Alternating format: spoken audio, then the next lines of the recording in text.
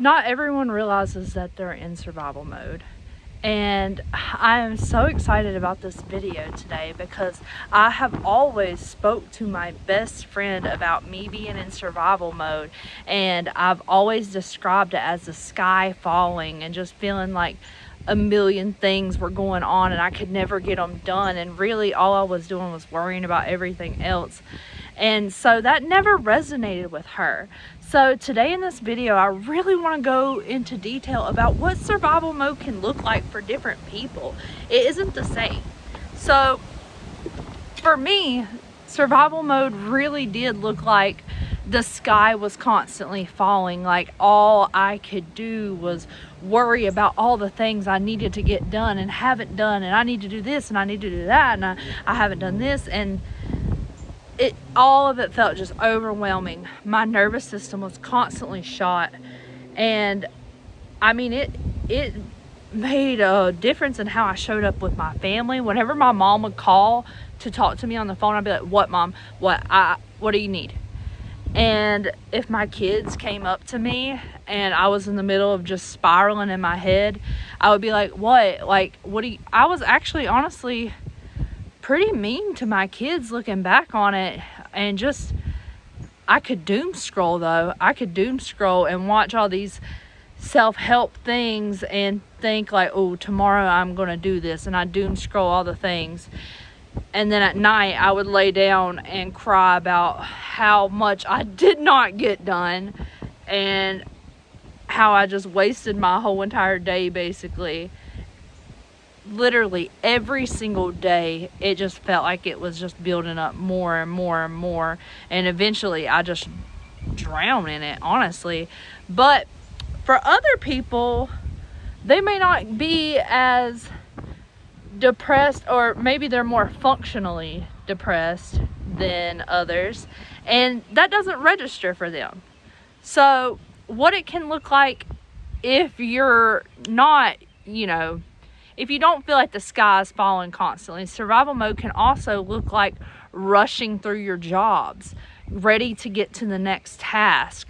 So for my best friend, she says that whenever she's doing hair, all she can think about is, "I gotta get this done, I got this client, that client," and she's just rushing, trying to get things done.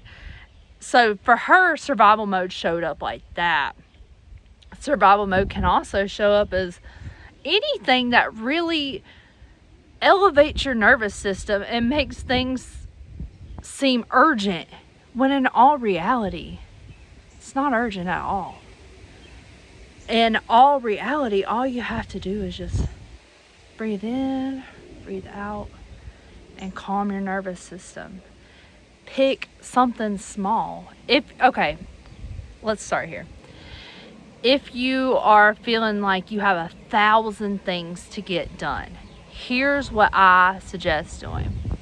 I suggest picking a task small enough to where you can get the dopamine when it's done. I don't care if it's pick up 2 pieces of trash. Pick up those 2 pieces of trash and just breathe in. It's okay.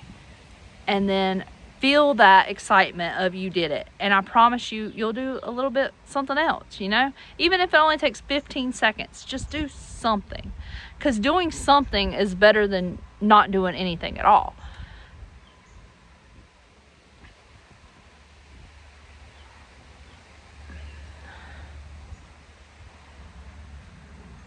I promise you, not everything is an emergency. And if it is an emergency, then let's write our list of what we have to urgently, for real, get done. Write that at the top, and let's go ahead and get it out of the way. But everything else can probably wait. Like, it doesn't matter if you go to bed with a dirty kitchen whenever you got most of it done. We're not going for perfection. And I know for me, I struggled with that a lot. I wanted it all done right then and right there, and I wanted it done now. Well, that's not realistic. So we're going to breathe in, breathe out, and just get little things done. And I promise you, those little things are going to snowball. And before you know it, your list is getting checked off left and right, and you're not even thinking about it. You're just doing it. But if you're doing like these long tasks, like for example, my friend doing hair, I told her to go into that with like a childlike mindset. Her whole entire life, all she wanted to do was hair. She would fry my hair growing up. She would pull my hair through the caps.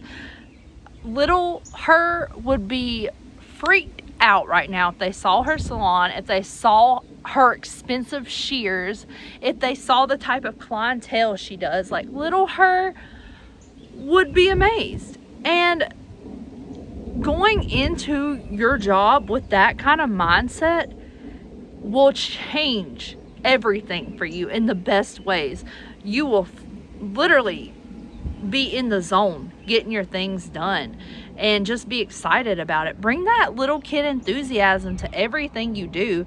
I know whenever I was waitressing, I remember I used to love playing kitchen whenever I was little, and going into it with that mindset, like, ooh, I'm gonna wait on these tables, like, you really have to trick your brain, because your brain tricks you all the time. And guess what? You can outsmart your brain. You just have to be more intentional.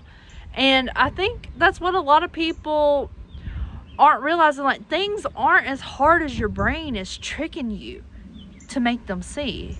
You know? You can trick your brain back. And that's what we want to do here. So really think about whatever you're doing. Just think about little you and how excited little you would be to go into those things. And I really can't wait to speak to you guys on parenting from out of survival mode, because let me tell you, once you start nailing down these little habits and little mind changes and little mindset shifts, your whole life is going to change, and you'll become accidentally magic too. I promise. So stick with me for the next video. I'm so excited. I'll see you guys tomorrow.